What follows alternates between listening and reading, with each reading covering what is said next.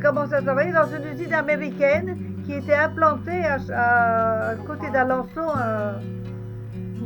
à Créteil. Là, on faisait les moulins à légumes.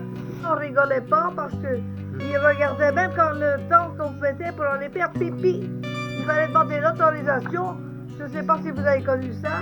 Nous restions avec nos parents jusqu'à l'âge de 14 ans, puisque la scolarité était obligatoire jusqu'à 14 ans à l'époque. À 14 ans, il a fait son apprentissage comme apprenti boucher. J'ai travaillé au Méridien à Paris. On était 70 cuistots. Hein. Je faisais au moins, 700-800 beefsteaks. Couper ça dans la journée. Hein. Des fois, j'étais là. J'étais à pencher. C'était très dur, quoi. Je fais mes écoles en Italie. Je me suis mariée en Italie. Et après, on est venu en France. Et on est resté 24 ans en France avec mon premier mari. On a cultivé des fleurs, des légumes.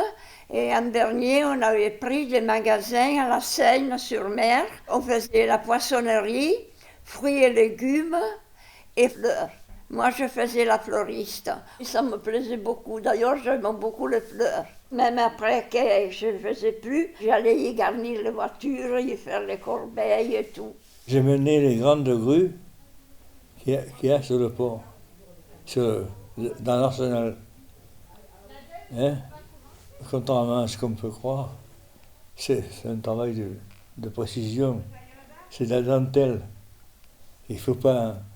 sur un coup d'erreur, on peut tuer 20 personnes.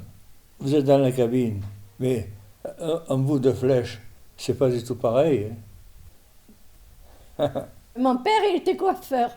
Il avait à Besse et il allait à Sainte-Anastasie une fois par semaine. Le village après.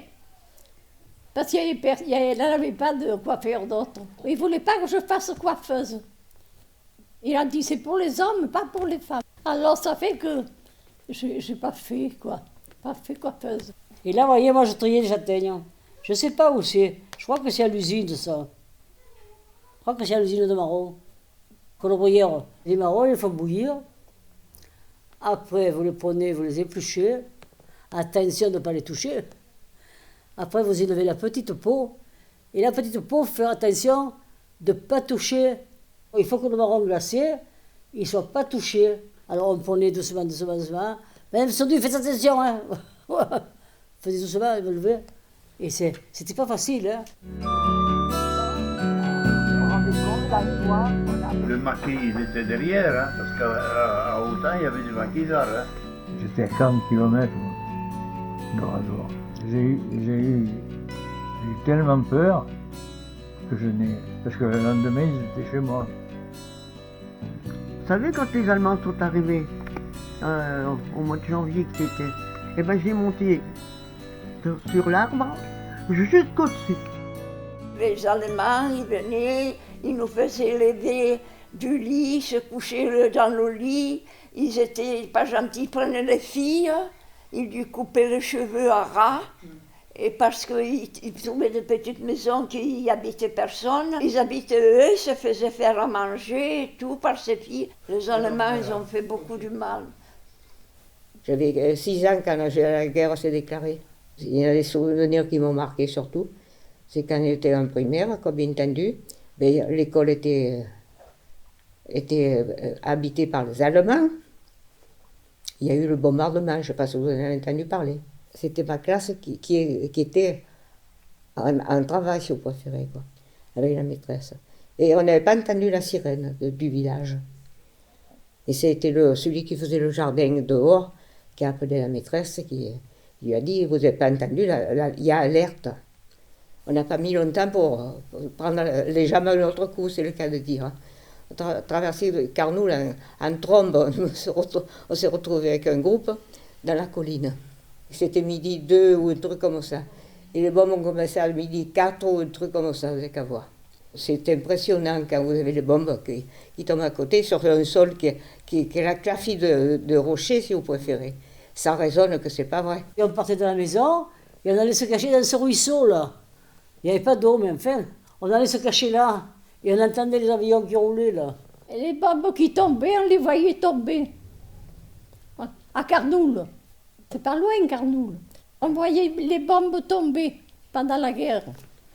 Mon mari, à ce moment-là, il est venu nous chercher, il nous a dit, mais vous êtes folle de regarder tomber les bombes, vous voyez pas, vous allez en avoir une sur la tête.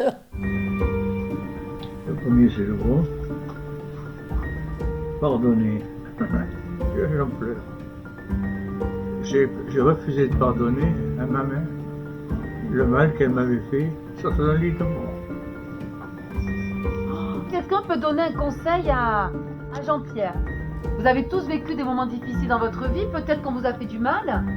Est-ce que vous avez quelque chose qui vous a aidé à pardonner?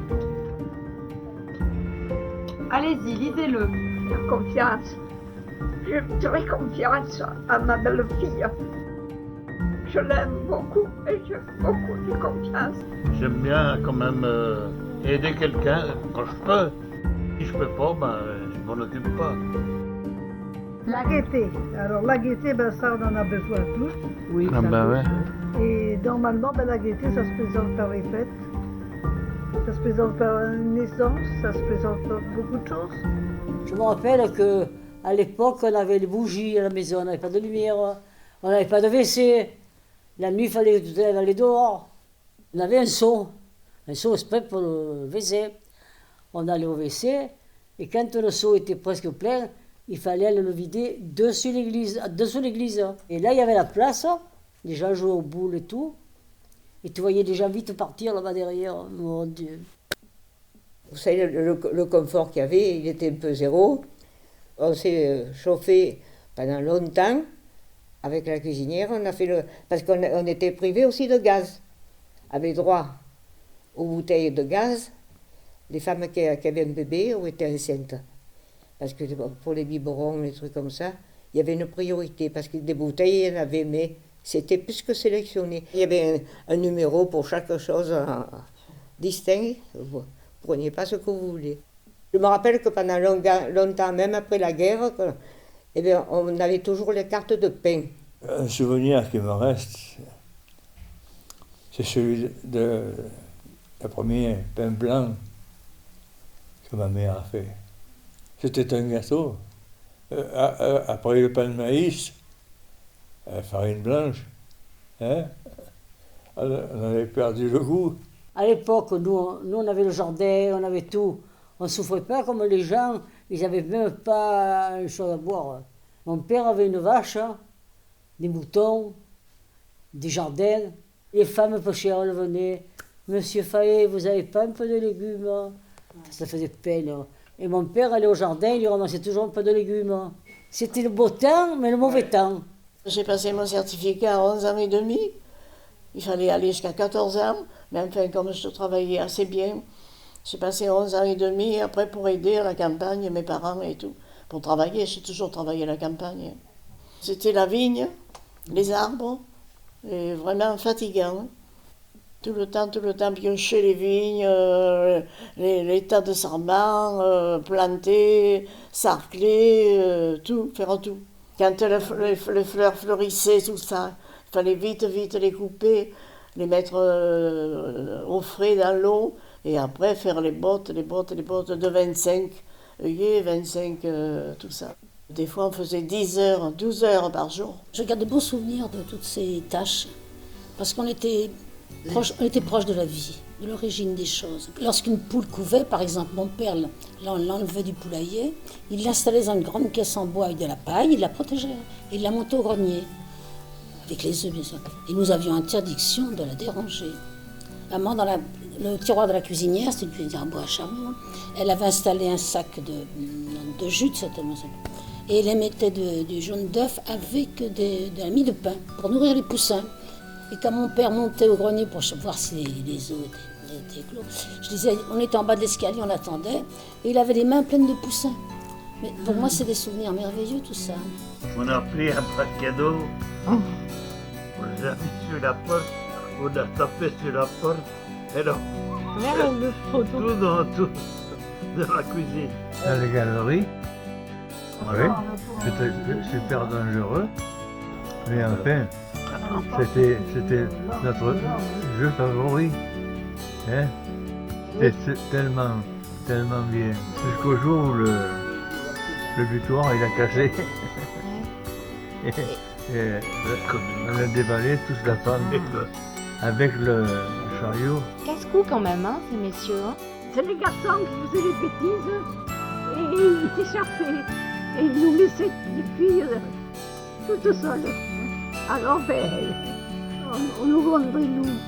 C'est pas eux. Je ne faisais pas mes devoirs. Ah, votre sœur qui était trop gentille et qui vous faisait les devoirs. Qui faisait tous mes devoirs. Jacques, la scolarité, il a fait ça de façon très décontractée. Son bonheur, c'était de courir à la campagne avec le lance-pierre, les copains.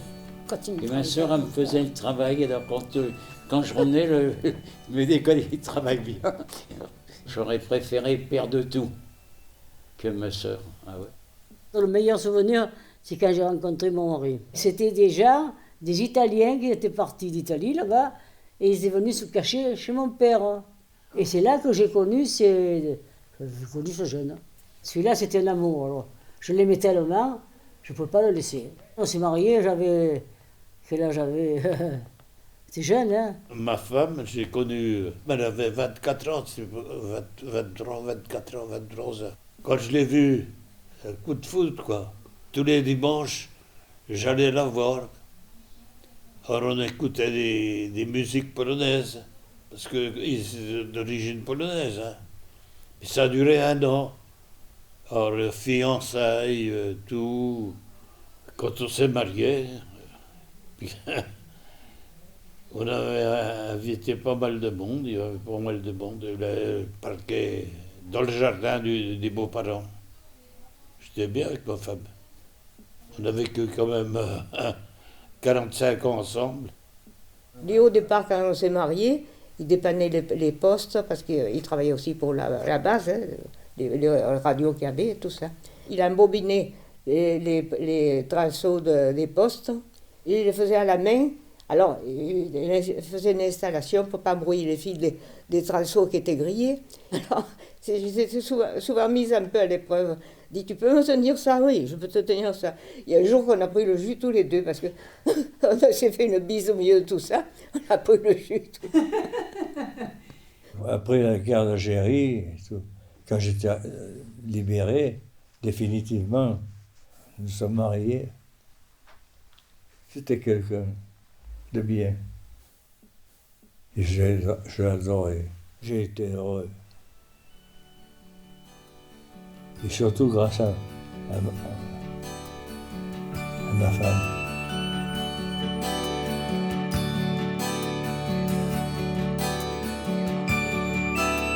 Je sais pas pourquoi je vous voyais avec je vous voyais avec l'uniforme. Voilà,